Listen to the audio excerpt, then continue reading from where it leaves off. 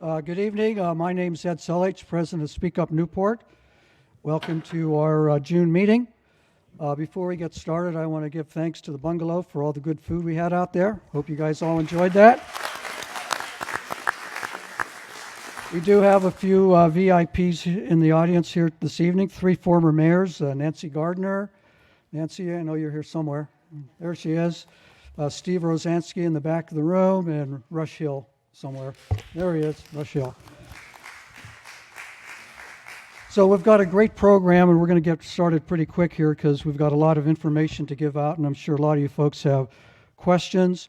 The one thing I'm going to ask you to do is be very courteous to our speakers here tonight. The idea is to give out information. We're not going to solve any problems that we have on e-bikes here today, but this is really to get information out to folks and listen to some of your questions. When the time comes, we'll do Q&A at the microphone, so you can line up there. And when you ask a question, please ask a question. Don't get up there and spend 5 minutes giving a speech on what you believe. I mean, we came here to hear these guys, not you guys give a speech. So keep it short. Get the question out for us. So with that, I'm going to introduce our moderator today, Tony Petros. Tony's an experienced traffic consultant. This is something that's a passion of his. He's an avid cyclist as well, and he'll be a great moderator this evening. So, Tony, I'm going to turn it over to you. Good evening. Back in 2010, Fabien Cancellara, a Swiss cyclist, won the Tour of Flanders, one of the monuments of professional cycling. Because of that unbelievable performance, he was accused of riding a doped bike. That is, a bike with an electric motor. This was the public's first introduction and exposure to the notion of electric performance bicycles. Now, Fabien was later cleared of that accusation, but what happened afterward was quite incredible. The awareness of the possibility of regular and mass-produced electric bike developed into a full-grown market for this technology. Electric bike development and sales grew at astronomical rates. Electric bikes are now the largest growing sector in the bicycle industry. They provide access to the pleasure of recreational cycling to the aged, the infirm, and those first becoming acquainted with that pastime. They're also responsible for the growth in commuter cycling, relieving highways of some vehicle traffic. They assist in cargo and in deliveries. And they have created serious issues. Young people are now using electric bikes, traveling at speeds of passenger cars. Many of the electric bikes have the power of small motorcycles, and many riders are too young to have adequate training in their use. We all have experienced an electric bike whizzing through an intersection without any attempt to slow or stop. What can be done to make this a safe alternative for everyone on the roadway? Our panel today will share their perspective on this topic. Don DiCostanzo is a Newport Beach resident and CDM High School alum. He's also the CEO and founder of Pedego Bikes, one of the largest and most popular e-bikes today. Dan will share the industry perspective on the marketplace and what's being done to address concerns. Brad Summers is a principal civil engineer in the Newport Beach Traffic Engineering Division. Brad's responsible for many of the active transportation initiatives in town, including the Bicycle Master Plan. He'll speak to the programs and the projects City Hall is undertaking to maintain and improve cycling safety. Eric Little is a lieutenant in the Newport Beach Police Department. The Area 4 commander, one of his many responsibilities is bicycle safety, including education and enforcement. He'll share the police department's response to the burgeoning e-bike phenomenon.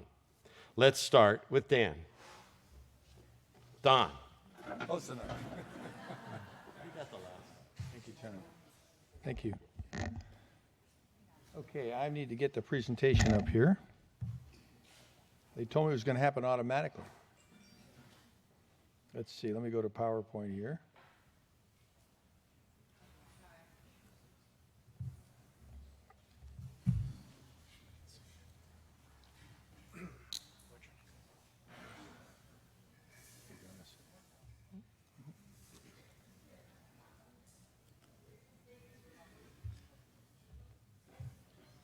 I love technology, but it's not always automatic. First of all, thank you for inviting me to come to this fabulous meeting, I guess I would say. I never heard of Speak Up Newport, but after having a delightful session outside and meeting a lot of fabulous folks, I'm going to be back at more of these things because I'm a resident of Newport. I'm here today to talk about electric bikes in general, and I started out with a electric bike shop in Newport Beach in 2007, opened up right next to the crab cooker called Z-Clips. And at that point in time, I recognized that there was a movement towards electric. I owned 40 car washes at the time in a chemical company based in Dallas, Texas, and I commuted back and forth to Dallas, but I lived in Newport Crest as a summer home from my home in Tustin, and went down there and basically used that as my office and a place to ride bikes. And I quickly learned that I loved to ride my bike down on the peninsula, but I didn't love to ride up the hill so much. So I heard about these electric bikes. I bought one online, and it got me up the hill. And all of a sudden, I became a cyclist, and something I hadn't done for 30 or 40 years. And during that experience, I found out that a lot of other people were interested, and there wasn't any place to buy an electric bike. So I opened up Z-Clips. Literally, when I say next to the crab cooker, we shared a wall with it. Anybody remember Z-Clips? So I know Stu Rosansky does, because I remember in 2007, I went to the Newport City Council meeting, and I waltzed in there during my 3 minute of resident time, and I decided to let the mayor and everybody else in the city that was there that I was opening an electric bike shop in Newport Beach. So I waltzed in there with one electric bike, and I parked it next to myself in the aisle, and I went up during my 3 minutes and said, "My name's Don DiCostanzo. I'm opening an electric bike store here in Newport Beach, and I want you to know it." And Steve looked at me as the mayor, which I thought was this huge affirmation for this budding entrepreneur, said, "You know something, Don? You can leave that bike right here for me." And I've known Steve ever since then, and it's been a great relationship with that kind of support that he provided and the city did. Now, a lot's changed between now and then, and I can tell you that when I started this company, we visioned baby boomers buying electric bikes, and for the last 10 years or 15 years, we spent our time and energy marketing to aging baby boomers looking to buy some fun. And what an electric bike allowed people to do, whether you lived at the top of Newport Coast or Spyglass or you lived at the top of Superior, you could ride an electric bike and have fun, ride it down at the beach, and then ride up the hill. You could ride to Huntington, you could come back, you could ride against the tough winds that are there and ride back and still have a pleasurable experience. Delightful, really no issues. Few complaints on the boardwalk, people going too fast, and those were usually the kids that borrowed their parents' bikes. And I remember driving through Harborview one day with my wife, and we're driving through Harborview, and we saw a couple of people our age riding electric bikes. Said, "Wow, those are riding our electric bikes." Said, "Wow, those are great. You're riding Pedegos. What do you think?" "Oh, they're our kids' bikes. They're out of town this weekend. We stole them from them." And ever since then, I realized there might be a younger generation that might want electric bikes. Nowhere did I expect to happen what's happened in the last 2 years. But the proliferation of young, inexperienced kids riding electric bikes. So there's a book out. I'm going to... These are available to anybody who wants to go to our Pedego Corona Del Mar store and get one for free. If you say you're at this meeting, I put a box of them there today. You can go get them there. This is a book all about e-bikes. And at the beginning it says, putting fun back into cycling and life at any age. So does anybody here own an electric bike? Okay, are they fun? Nobody else says they're fun, only you? All right, so the whole idea of the business model that I created was to buy some fun and allow people as they're getting older to go to ride out on electric bikes. That hasn't what's been happening in the last year or so. It's evolved, but I want to give you an idea of the depth of the market. When I started in this business in 2007, they estimated that there were about 20,000 electric bikes sold in this country. I never believed that number. Then they said there were 30,000, then 50,000, then 100,000. Last year, we can document imports of 850,000 electric bikes into this country, okay, and it went from nowhere. I started before anybody else did. People ask me often, did I invent the electric bike? Absolutely not. It was invented in 1897, and I'm old, but I'm not quite that old. And it was perfected lately because the lithium battery changed everything, just like they did with electric cars. Elon Musk came out with the electric car after General Motors and Ford failed. They came out because the lithium battery made the whole difference, and that's what's made the difference in electric bike world. So the business is taking off. There isn't anybody in the world that doesn't recognize. And by the way, the United States is way behind Europe. Europe has about 60% of all the bikes they sell are electric. We're at about 5%. So The world is going to electric bikes. So we have to figure out a way that we can coexist in society. It's kind of like the snowboarders versus the skiers. Anybody experience that? Raise your hand. It's the same thing, right? The best advantage, parallel I have is the electric guitar. Okay, does anybody know who really changed the world for the electric guitar? Bob Dylan. And what did Bob Dylan do? He started playing electric guitar, and everybody, oh, electric guitars, oh no, that's ruining music, okay? Today, I challenge you to find any band that doesn't use an electric guitar. Where acoustic guitars are fine, and acoustic bikes are fine, bikes without electricity, but the world is going electric, whether it's cars, bikes, and all. So we have to accept it and try to figure out how we're going to deal with it. Now, in 2014, I worked with the Bicycle People for Bikes and the Bicycle Manufacturers Association, and we introduced legislation in California through Matthew Harper here in Huntington Beach to legalize and make electric bikes clarified to what they are. They're not mopeds, they're not gas-powered buggies, they're what they call low-speed electric bikes.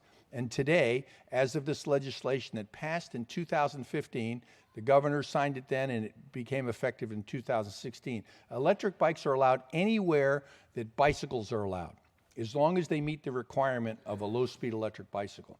And a Class 1 means it's a bike that has just pedal assist, which means you have to pedal it. And a Class 2 is a bike that doesn't necessarily have pedal assist, but has a throttle, and you can twist the throttle and go.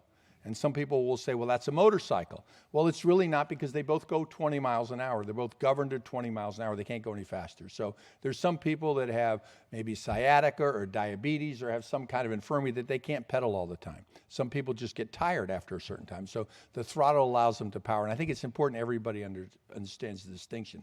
Then there's a third class called a Class 3 bike, which goes 28 miles per hour, but you have to be pedaling it. Not that it makes any difference, but they're designed to be on the road. So if you're a cyclist and you want to keep up with traffic, say down on Balboa, 28 miles an hour is a comfortable speed to keep up with traffic and not hold anybody back. So there's a place for it, but they don't belong on the bike path. Nobody should go 28 miles per hour on the bike path. Now I want to just let everybody know these are maximum speeds. That's the most they can go. And you know, when the aging baby boomers were buying a bike, we're smart enough not to ride an electric bike at 20 miles an hour, because we know if we fall down, we're going to get hurt, and it's going to hurt for a long time, right? These kids have no sense of that. So I just want everybody to be clear that these are legal devices that anybody can ride. When the legislation, we had to negotiate with lots of different folks to get this legislation to pass, and the biggest stickler that I had was that they wanted to let any age with no minimum requirement, and they didn't want to require helmets. I was opposed to both. I thought it should be a 16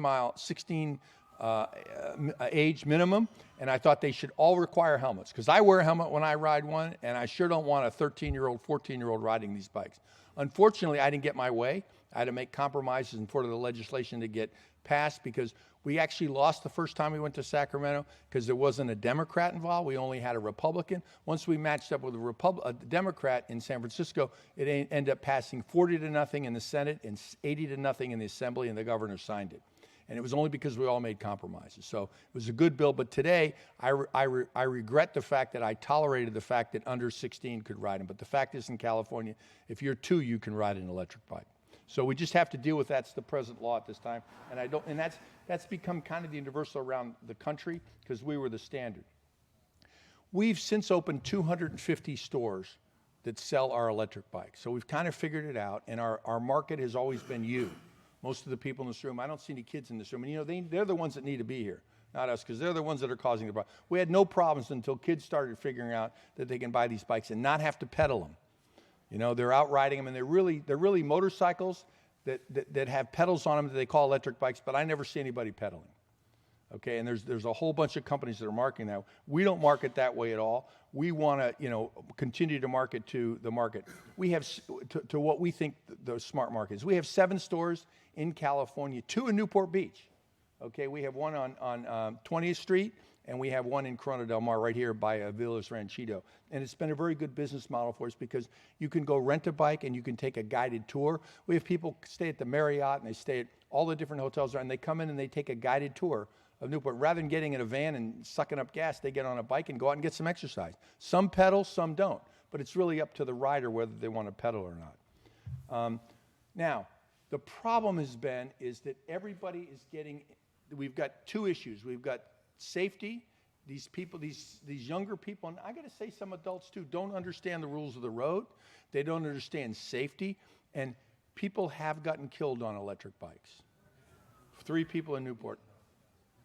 Okay, so people are getting killed on electric bikes. Okay, it's kind of like a motorcycle. You have to be conscious about what's going on around you.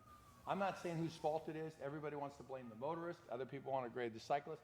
There could be both people involved. But the fact of the matter is there is some danger involved in it. It's probably what attracts these kids to run around. Now, as a 13-year-old boy, I go back to my 13-year-old boy. I would love to have one of these when I was a 13-year-old boy. Okay, what guy in here wouldn't want to have one of these things to ride around town? Raise your hand if you'd want one when you were 13 years old. Okay, if anybody's not raising their hand, you're lying, because I know you want to ride one when you were 13. I'm sorry. So I know you'd want to ride one if you were 13 years old. So that's what's happening now. They're getting these bikes, and they're not even pedaling. Okay, and I think and they're running through stoplights. Now, let's think about it for a minute. Whose fault is it? It's our fault. They haven't been through driver ed. They don't know anything about driver training. They're going to run stop signs. They're going to ride on the wrong side of the road. The one that drives me crazy is they ride along the street close to the cars. And the number one cause of accidents with bicycles, all kinds of bicycles, is getting doored. Okay, and you guys live here, so I'll tell you this story. We were doing a film shoot in Corona del Mar. We got in trouble for that, but that's a different issue. And I was riding by my car, which is a Tesla, and the door opens automatically when it senses your key. I almost got doored by my own car. Could you imagine that? The founder of Pedego electric bikes get killed by his electric car that opened the door and knocked him off the bike? But that's the problem that's out there, okay? People can't see that doors are open. They ride on the wrong side of the street. They're riding on the sidewalk. You go to Corona del Mar High School, how many bikes are lassoed in the parking lot that are kids are riding and they have no training? Okay, and I watched this little 9 or 10-year-old girl pushing a bike. I live at the top of Newport Coast, pushing the bike up Pacific Ridge Drive, and she couldn't have been 9 or 10 years old.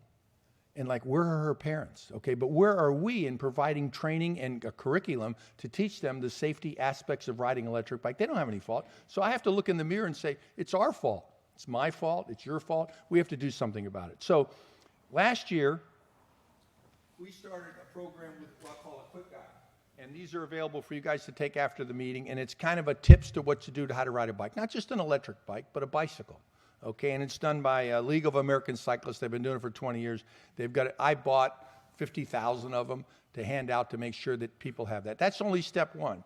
Step 2, we launched a nationwide program at all of our stores to be able to train people on how to ride bikes. And it's a pretty intensive curriculum. We've got certified and insured instructors, and right now we have instructors in Fountain Valley, our headquarters, Upland, Santee, Solana Beach, and Corona del Mar's in training right now to be able to train people to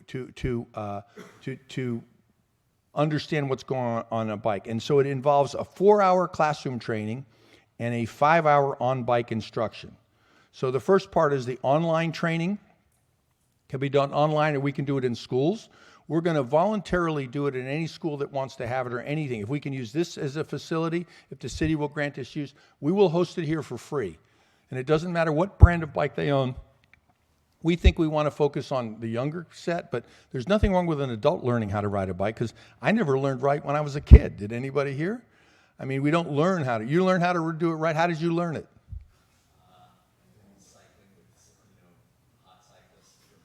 You did. So you're a hardcore cyclist and you understand about dooring and everything else, right? So you could be qualified as an instructor. We might draft you to be an instructor. And we've got a curriculum to train instructors to teach people how to do it. And so we're going through this program with the League of American Cyclists to become, and this is the 20-year-old program that they adopted to electric bikes just 3 years ago because they saw the same thing I did. We have to train and educate the people. So I won't go through the details, but these are the things that we teach the people in that classroom. And the next part is the on-bike. So you think about driver's ed. Who went to driver's ed when in high school? Okay, what did we learn in driver's ed? When I went to school back in New York, we had a curriculum that was all semester. We spent time in the classroom, then we went out and drove with the instructor, and he told us we were going too fast or too slow. We have none of that. And a bicycle is no different than a motorcycle. It's just at a slower speed, and you can still get hurt, and you can still be dangerous. So we believe that behind the wheel or behind the handlebars, as I like to say it, is very important. So that's part of the process as well. And finally, the biggest issue is theft.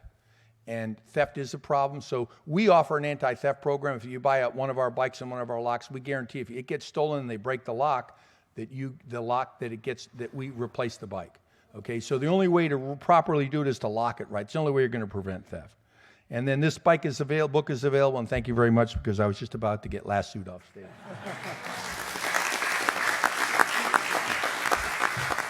Thank you, Don. Very, very informative on the history of the bikes, the legislation, and what you are doing to help on the education front. Next, we'll hear from Brad Summers about what the city is doing related to plans and programs to address cycling safety. Brad? Thank you.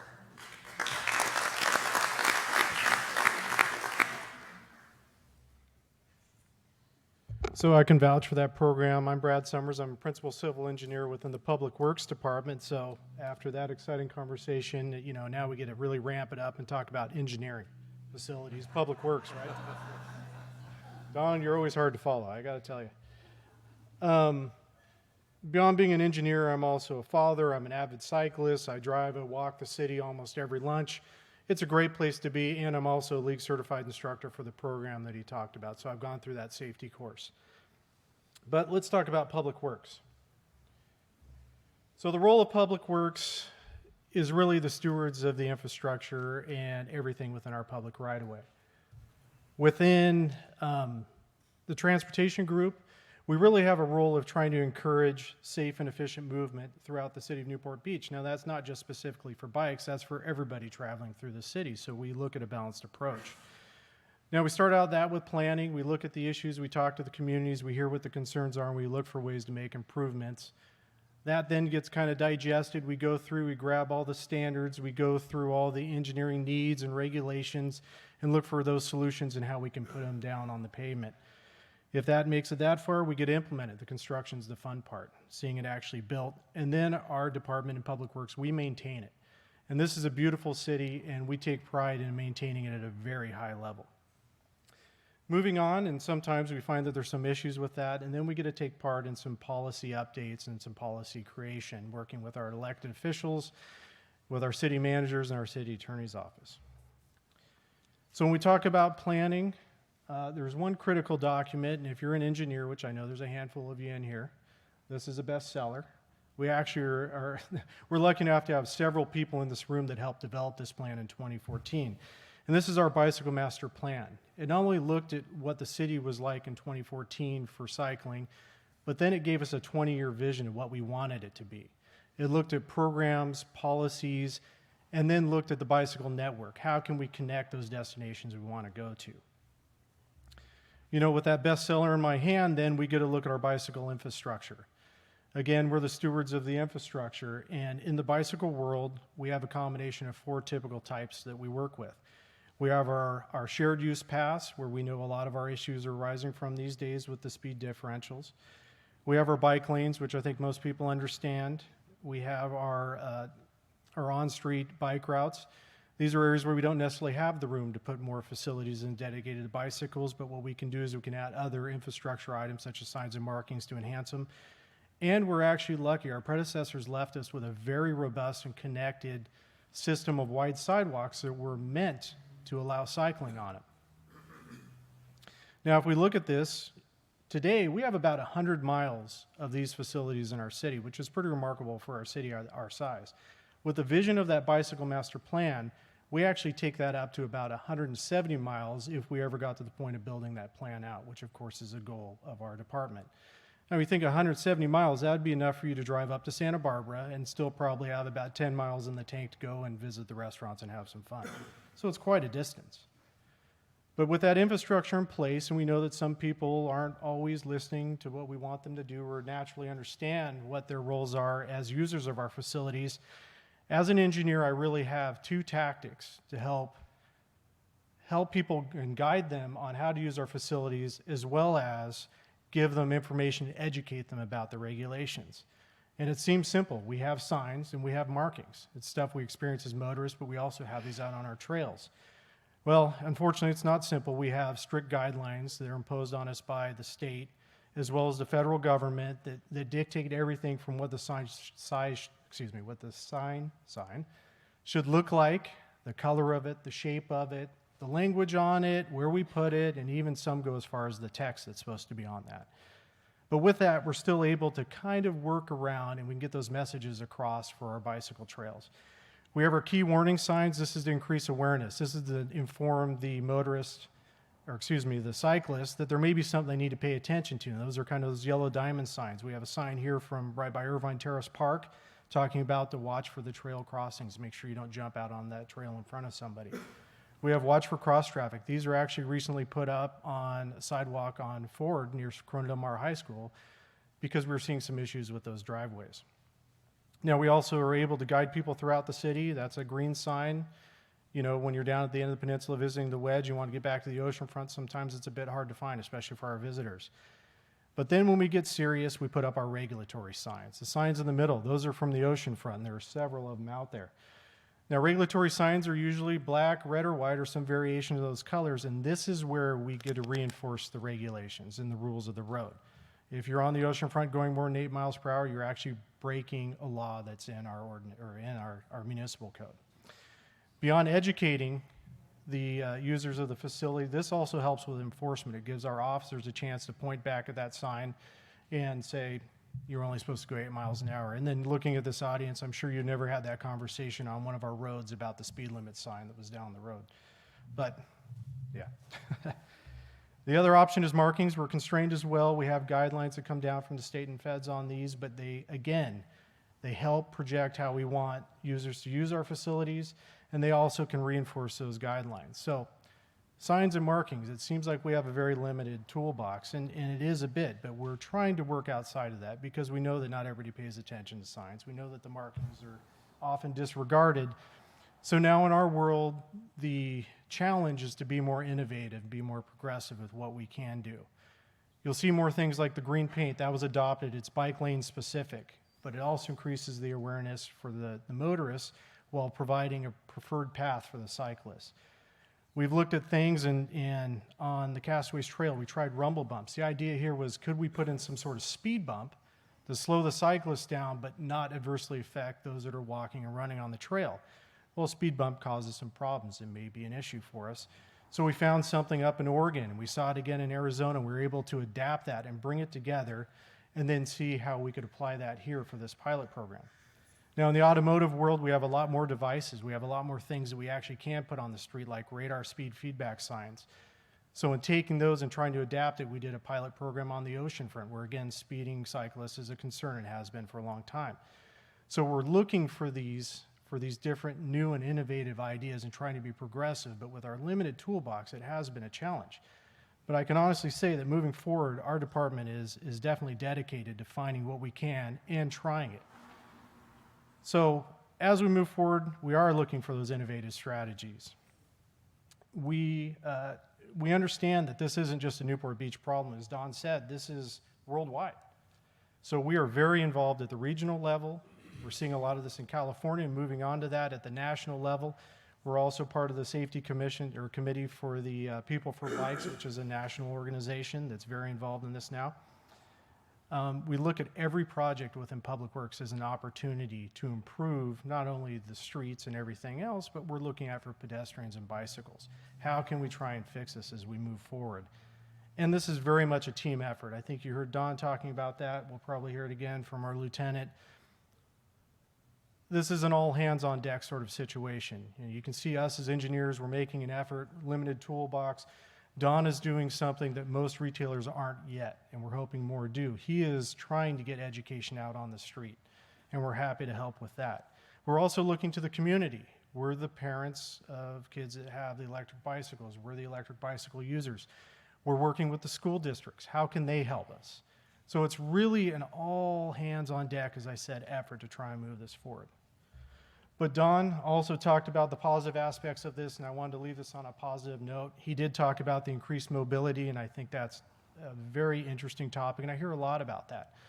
But I wanted to talk about the congestion. You know, I'm a transportation engineer, and traffic does adversely affect us in our community. So this picture kind of tells a story for me. This is 10 electric bicycles in one parking spot in a full parking lot in front of a popular Orange County restaurant. So I stepped back and I looked at this and thought, okay, well, if these were all cars, there would be 9 more parking spots that that restaurant would have to furnish to get these patrons in. Then step back even further. That's 10 less cars that were potentially on that congested roadway. And then, of course, I think about our peninsula and the beach traffic that's coming. So there really is a positive note to these technologies and as they advance, but we all understand that there's some serious challenges with them as well.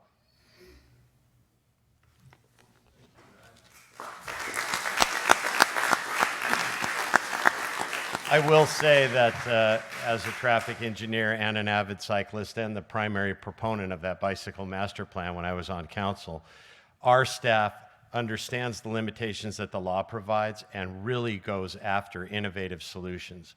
When you see the buffered bike lanes, when you see the green paint and the sharrows, they are doing everything they can within their bag of tricks to make our roadways safe for all users. So thank you, Brad. But let's hear about the education and the enforcement that our police department provides. Lieutenant Little? Thank you.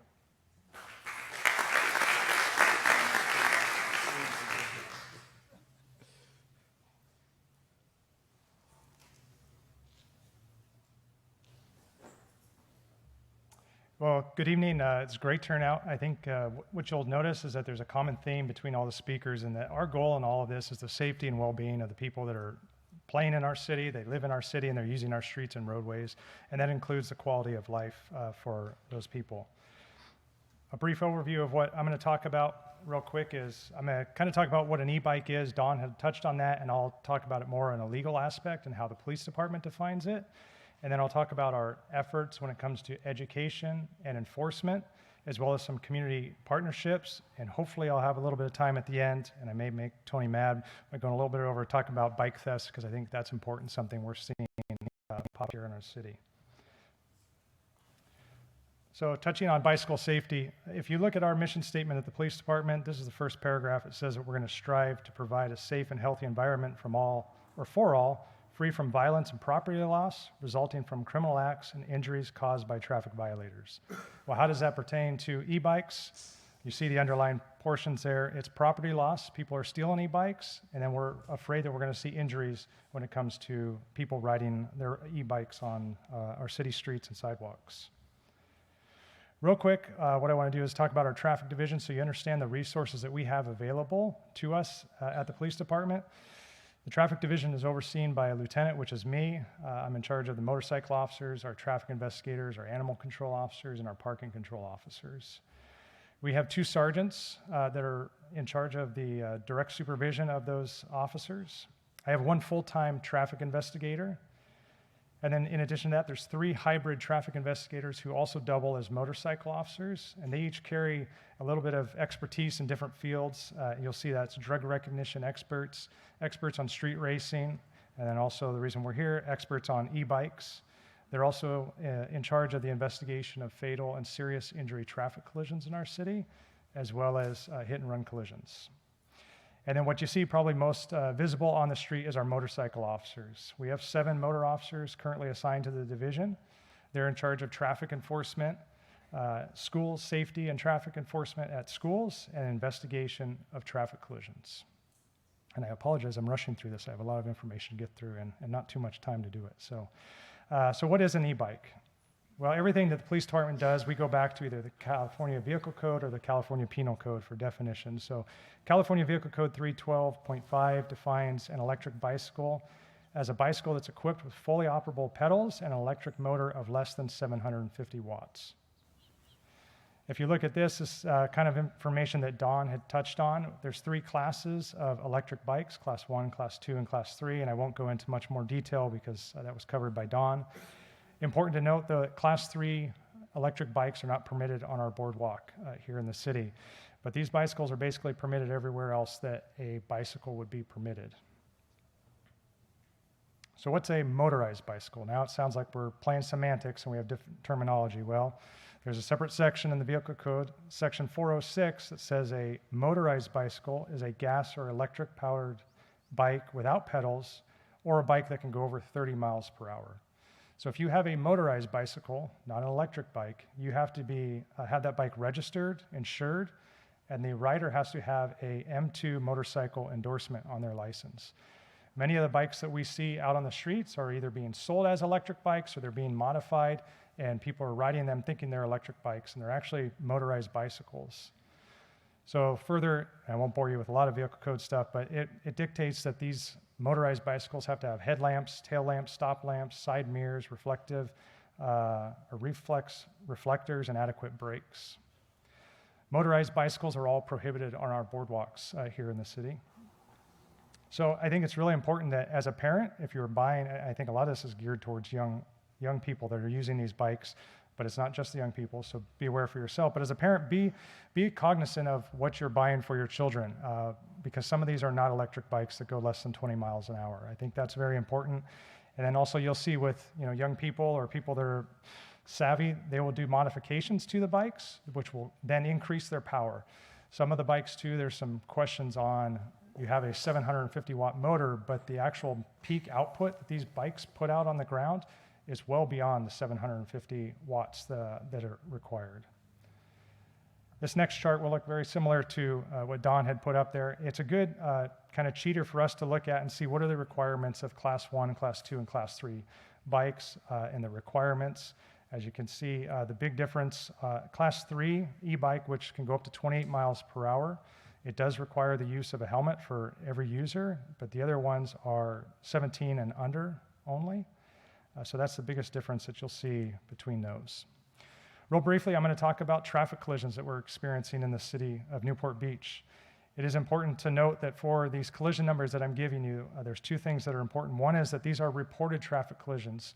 So what do I mean by that is it means that the police department responded and we took a report. So I may tell you a number, I may say that we had one collision in this location, and you might live in front of that location and you say, well, I see 6 a day.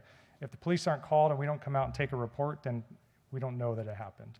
So I'm sure that they happen more frequently than are reported to us, but those are what we have. And then these are not specific to e-bikes. It's also hard. We're trying to catch up with some of the coding and things through the California Highway Patrol.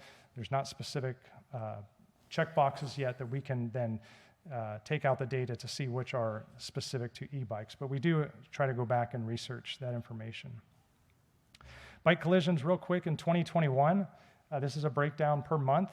As you can see, in the summer months is when we typically have more collisions. The weather is nicer, people are out on summer break, people are visiting the beach, they're riding their bikes.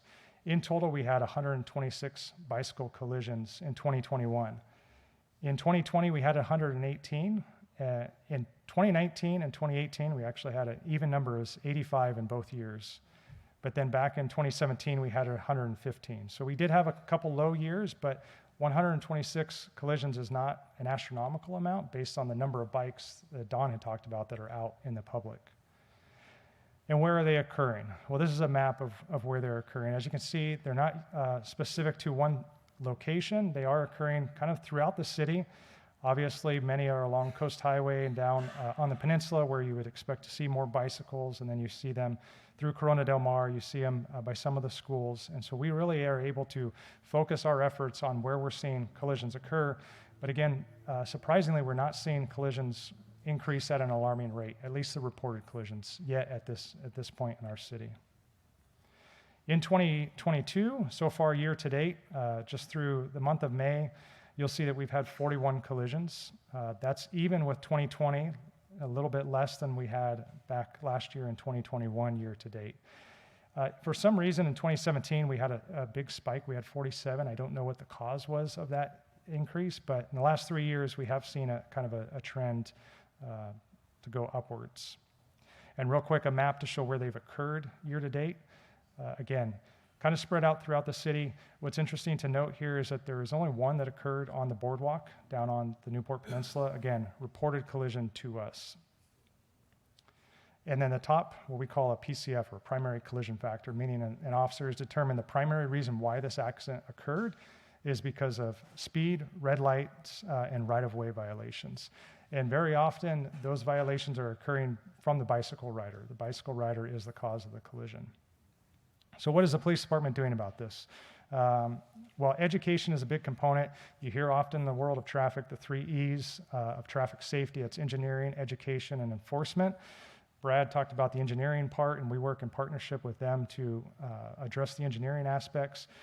But education kind of falls on the police department in addition to the retailers and the other stakeholders on this. So this year alone at the local schools, we have some motorcycle officers that do presentations. They presented to Ensign Middle School students and staff, and they reached over 1,100 students and staff during those presentations this school year alone. At Mariners Elementary, they reached over 350 students and staff. And then throughout miscellaneous events and PTA meetings, neighborhood watch meetings, there was over 300 participants at those meetings. So the education is getting out there. This is not the first year we've done it. We've been doing this for several years now, and we think it's important to reach these children at a young age before they go out and ride on the streets. Some of our ongoing efforts will be community events around the city, continuous student outreach, and other social media posts and videos. And now I'm going to really cruise through this. This is some of the information that we talk about in these safety presentations that are to the, you laugh, and I laugh too when I see it, but you see these kids and they wear their helmets in all these different fashions, teaching them the right way from the wrong way if you got to buckle your helmet. Also, we've all seen this. You buy your child a nice helmet and then they put it on the handlebars and protect the handlebars as opposed to protecting their head. In addition, our officers will hand out pamphlets that have bike information and safety information. Due to time, I'm going to kind of skip through this really quick, but you got to have lights during darkness, tires properly inflated, make sure your brakes are working properly. And a big one that a lot of people don't realize is you can't have two headphones in your ears while you're riding. That's important so you can hear people trying to warn you, you can hear horns honking, you can hear sirens, or whatever else may be in the area. This is important, I think, for anybody who's riding a bike, whether it's an e-bike or a regular bike on the road. You have to ride with the flow of traffic. So that means the bicyclists must ride in the same direction as vehicles. That's very, very important. Here's a picture to demonstrate what I'm talking about. And then here's a picture to demonstrate the wrong way to do it. When I see traffic collisions occur with young people going to and from school, typically this is the cause of the collision. They're riding on the opposite side, and if you're in this picture and you're that white car coming into a T intersection, what do? You look to the left to make sure that there's no oncoming traffic, and you pull out. Well, there's a bicycle rider coming the wrong way. They're not seen by the car, and then we see the traffic collision occur. In addition to that, this is very, very important. You have to obey all traffic signs and signals. Brad talked about everything that they do to post these signs and make sure that people are following the rules, but that includes you have to stop at red lights, you have to stop at stop signs and obey no U-turn signs and everything else. Enforcement, so we do take enforcement as a very important topic as well because sometimes the education doesn't reach.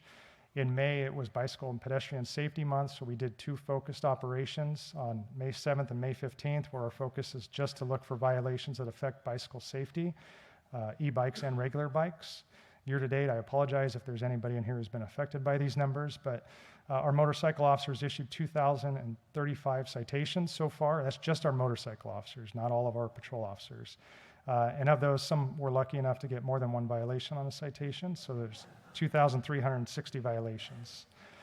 School enforcement, we've kind of dubbed it no excuse enforcement. They've been through the safety presentations by our officers, so they are aware of the rules of the road, and so that's one of the questions that will be asked. Hey, have you been through one of Officer Hamilton or Officer Varela's presentations? If they answer yes, well, you better believe that they're going to get a ticket.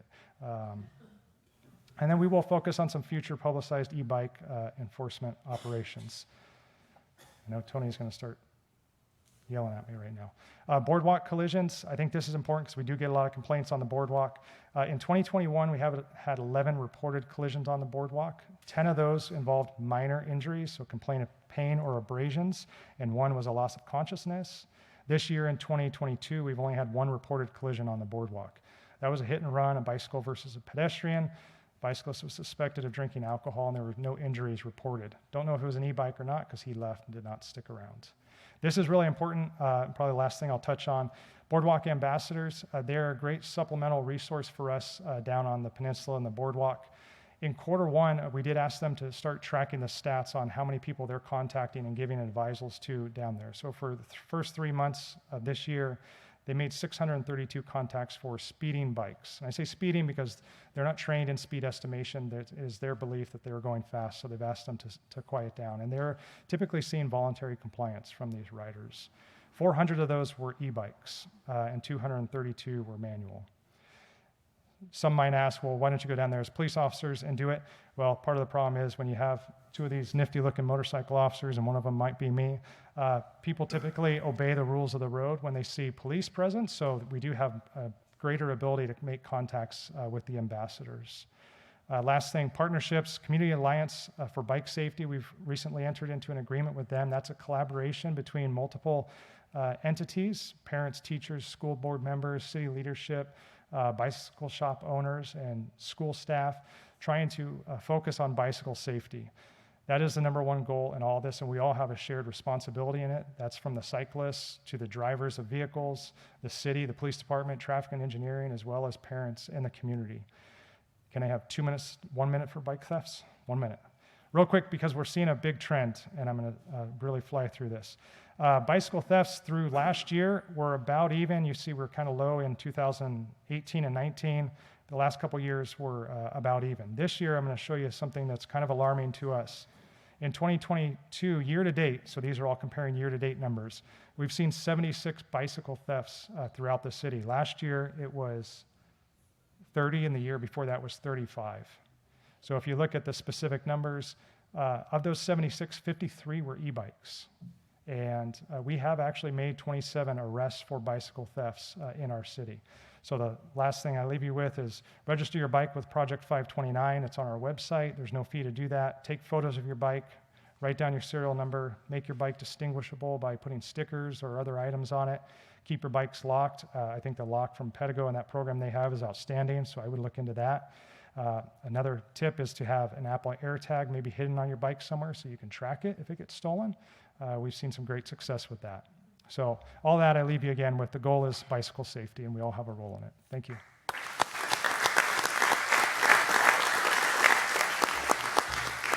Thank you, Lieutenant. Really enlightening statistics, and I appreciate the efforts that you do for education and enforcement. We have about 15 minutes of our time left, so if there are questions, we have a mic in the center aisle. If you'll please line up. Do not wait for the other person. Go ahead and line up if you have a question.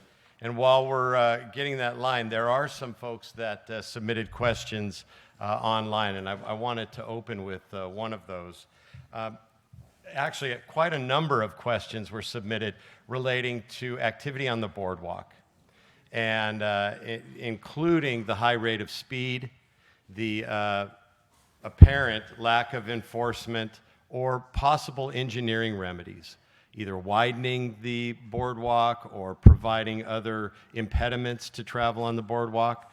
Brad, I'd like for you to start and just share, have you been directed by council or have any thoughts on changes to the boardwalk from an engineering standpoint? And then Lieutenant, maybe you'd like to talk about the enforcement side of it. Yeah, thank you, Tony. Yes, we have been talking about the oceanfront quite a bit, and thinking about it, the oceanfront and that speed issue has always been around, I think, since the first beach cruiser hit it. But looking at it, we have, in the past few years, gone on a mission. We've been looking for ways to possibly solve that with the oceanfront. We have looked into ways to potentially put something in there that would slow the cyclists down, but there really is a concern that even though it may slow down the cyclists, it creates a hazard for the other users, our walkers, our joggers, rollerbladers, and such. So we're kind of looking at this point up to our neighbors to the north of us. You've seen some great work by LA County. They've been working to widen their oceanfront paths or even create separate trails which completely separate the wheeled and pedestrian traffic. Now currently we're looking at work around McFadden Plaza on the pier, maybe a project that comes to light shortly. And within that is looking at the oceanfront boardwalk to pursue these a little bit further, of course, bring them to the public to get how we feel about them and what could be out there. And that would look at the oceanfront, I believe now between 36th and 15th Street kind of as a first chunk to bite off and really conceptualize a solution for that. Thank you. Lieutenant? Yeah, so the enforcement I kind of touched on a little bit with the Boardwalk Ambassadors. I understand that that's not an actual ticket, but as I mentioned during the presentation, when you park a police officer there, often that tends to curb behavior. So we do go out there and we will take enforcement action when we can. And believe me, if we could curb this problem by writing tickets and get ourselves out of it, we would absolutely do that. But we have to direct our resources to where the collisions are occurring, and we're seeing not a lot of collisions in that area based on the Boardwalk Ambassadors making those contacts. So that's one avenue. And then as well as it's always a risk versus reward calculation for the people that are doing these violations. And by show of hands, how many people, I'm just joking, you don't have to raise your hands, but think to yourself, how many people drove over the speed limit on the way here? How many people use their cell phone? So we write hundreds of tickets a month for those violations, and they still continue to occur. So we'll continue to do enforcement. We are seeing a positive impact in year to date with the collisions that it seemingly decreased on the boardwalk. It seems like we're having a positive impact with the avenue that we're going with those Boardwalk Ambassadors. Thank you, Lieutenant. Before we turn to the questions, I do want to acknowledge the presence of Council Member Joy Brenner. She joined us, so thank you, Council Member, for joining us. As we turn to questions, I would just ask you, please listen to Ed and pose a question. Simple question. Go ahead, Charles. Hi there. So my first question, I have two, is there something that the manufacturers of these bicycles put on them to identify which class of bicycle they are so that law enforcement or others can determine the rider's appropriateness for that bicycle? Yes, we are required by law to put a Class 1 or Class 2 sticker on every bike that we sell, and now in 38 states. So all of our bikes do that, and most of the manufacturers comply with that. The problem we have is we have what we call out-of-class bikes. There's a lot of renegades in the industry selling bikes that are really motorcycles that they put pedals on, an excuse for that, and they don't meet the compliance. The penalties are quite heavy. It's $22,000 for any bike you sell you claim is an electric bike that's a motorcycle. So there's a lot of very strict. It hasn't enforced yet, but it's about to.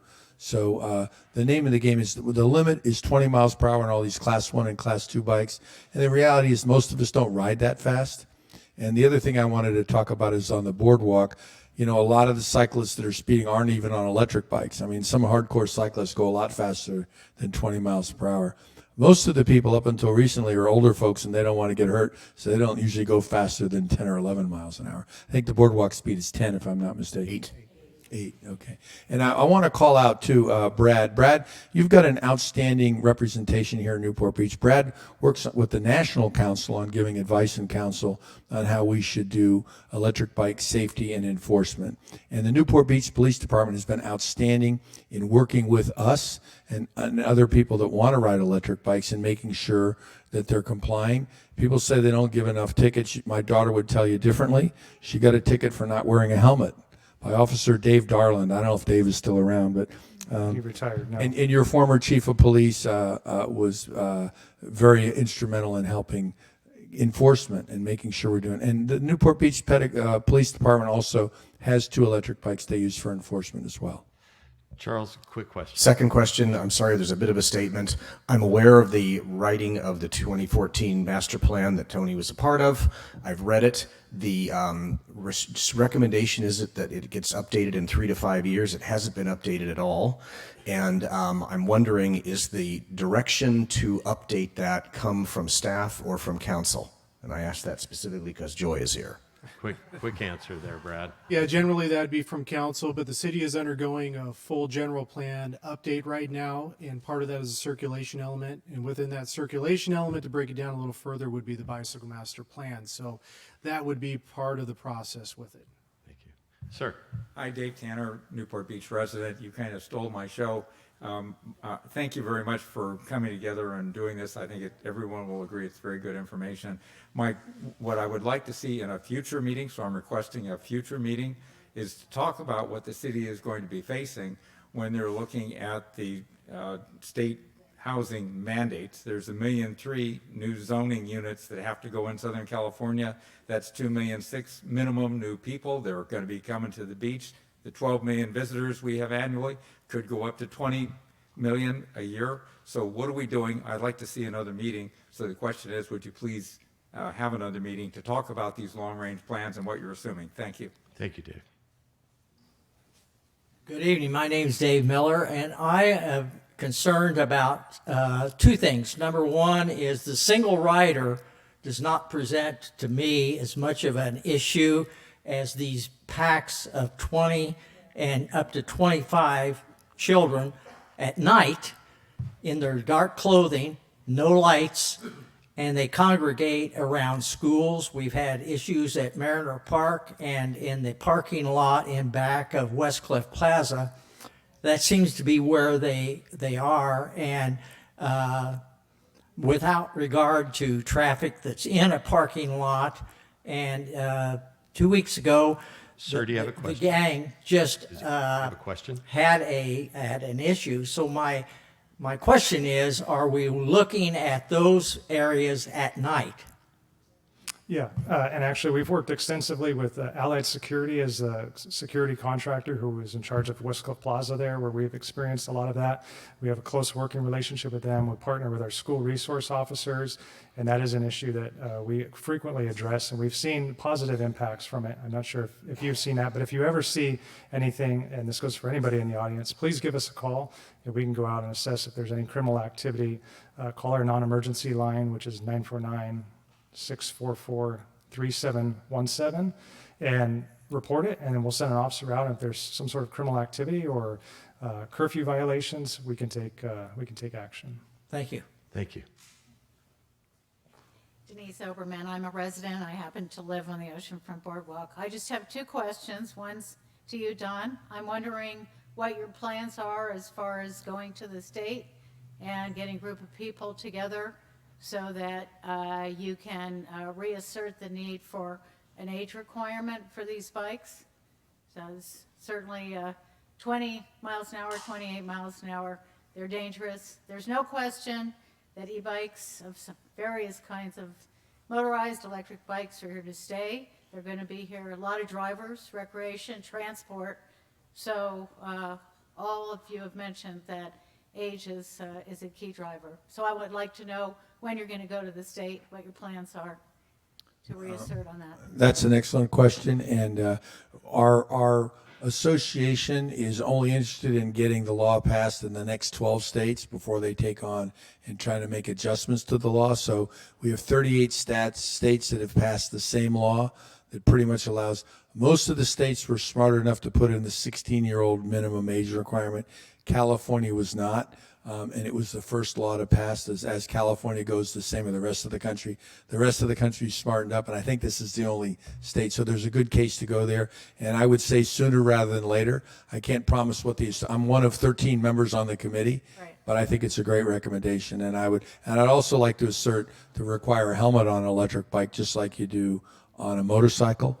And it shouldn't be just 17 and younger. It should be everybody should wear a helmet. Yeah, good points. Second question to Officer Little.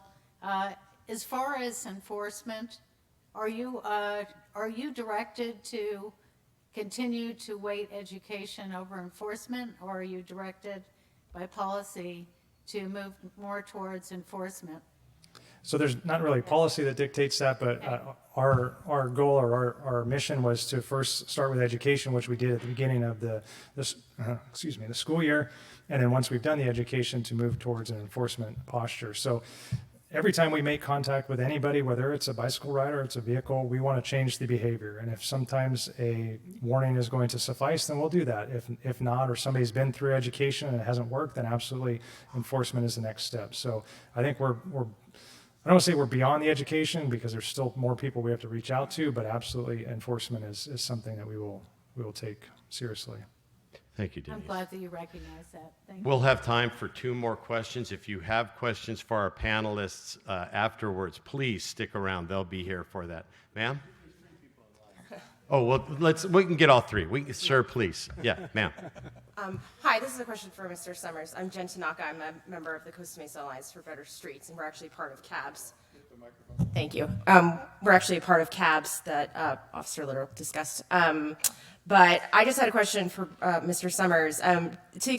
What extent is Newport Beach considering the safe routes to school and collaborating with Newport Mesa on determining what safe routes to school might be, and then looking at the infrastructure improvements that might be available to those routes. Thing that you did not mention as something in the toolbox was physical separation on main thoroughfares such as bollards, which I know has been popular in Costa Mesa, as well as other kinds of buffers. And I was just curious what your department was looking at with respect to that. Well, in regards to the school district, we work closely with them. We really do. And we're looking forward to working through the Safe Routes to School program. And when considering separated bike paths, that was a big discussion, and we continue to have it with several of the cyclists in town. There is some concern about completely separated bike paths, but I am excited to see that the city of Costa Mesa has put them in. We've seen some on Bristol, and I believe it's Merrimack. Correct. And it's something I was just happy to ride the other day and take a look at. And what we're going to do is we're going to see how it works out. I mean, we like to be on the leading edge, and Costa Mesa is doing a good job of helping to lead that charge. Thank you. Hi, my name is Deborah Allen. This is actually not my question, but it's one I heard from a number of people as we were having the reception before this meeting. It's a kind of a broad question, and I'll just throw it out there and give us some direction. What, if anything, can the city of Newport Beach do to regulate these e-bikes versus having to go to the state or the county or some other higher entity? I'm happy to answer that question. The city of Newport Beach can regulate them as they choose. The state put out a statewide guideline that's the rule of law unless a city or council or city overrides that.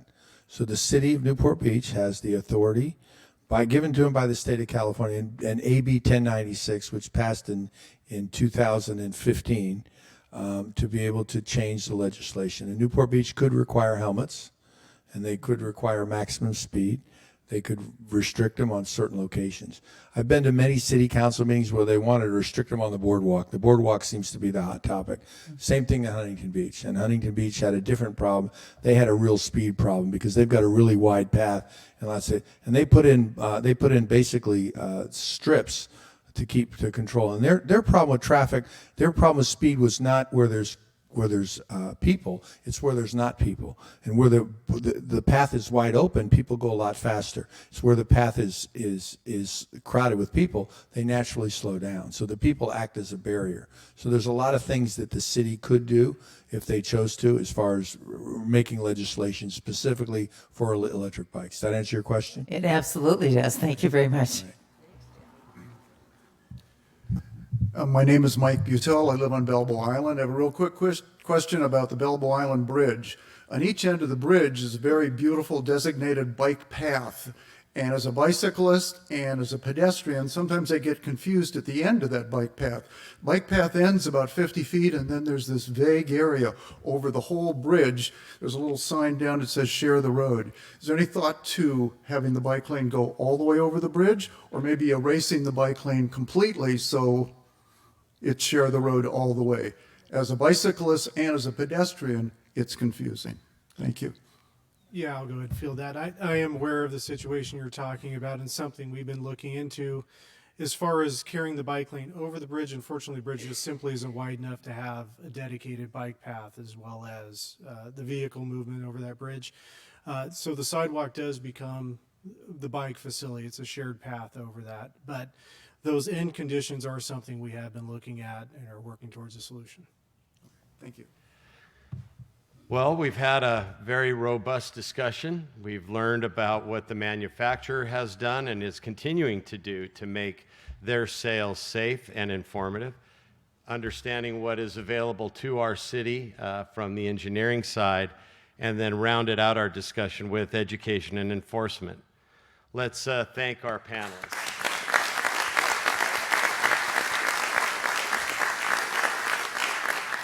And to all those watching and to all those present, I want to thank you for allowing me to be your host, and I'll turn it back over to Ed.